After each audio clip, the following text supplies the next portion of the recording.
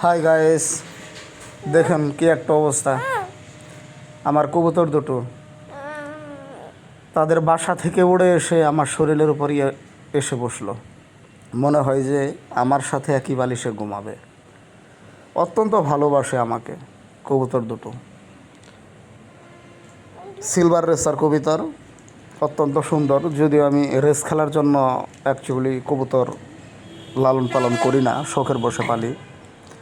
তো এই রেসার কবুতরের বাচ্চা দুটো এই দুটো এখনও প্রাপ্তবয়স্ক হয়নি, মাত্র বয়স 26 থেকে 27 দিন।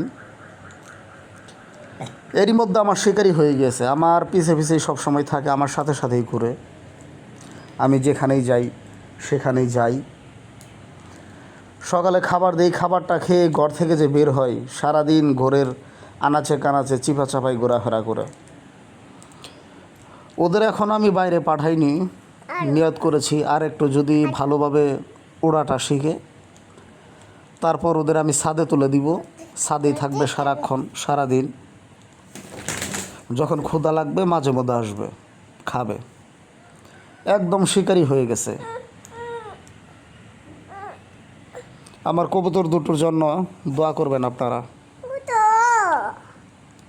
আমাকে ছাড়া থাকতেই পারে না, বারবার বারবার আমি তাড়িয়ে দিচ্ছি, এরপরও এসে আমার শরীরের উপর তারা বসছে এবং পা বেয়ে বেয়ে একদম বুক পর্যন্ত চলে আসতেছে। কোনো ভয় নেই। একটা প্রাণী হিসেবে যে মানুষকে ভয় পাওয়া, এই ভয়টা ওদের মাঝে নেই। পাখি লালন পালন করলে বা যে কোনো পশু পাখি, গরু ছাগল, তাদের সঙ্গে এইভাবেই সম্পর্ক গড়ে তুলতে হয়, যেন তারা কোনোভাবেই আপনাকে ভয় না পায়। সবসময় আমার সাথে, তার মানে আপনার সাথে সাথে থাকে। খুবই ভালো কবুতর। মানুষকে বিশ্বাস করার চেয়ে পশু পাখি এদের বিশ্বাস করা অনেক ভালো। এরা বিশ্বাসঘাতকতা করে না, কষ্টও দেয় না। মানুষকে আপনি যতই ভালোবাসেন, আপনাকে শুধু কষ্টই দিবে, মন পাবেন না।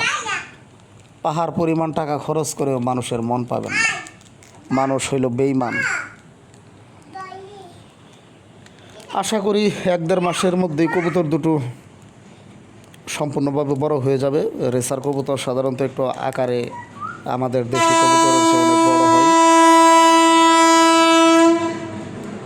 খুব সুন্দর, দুটো কবুতরের একই কালার।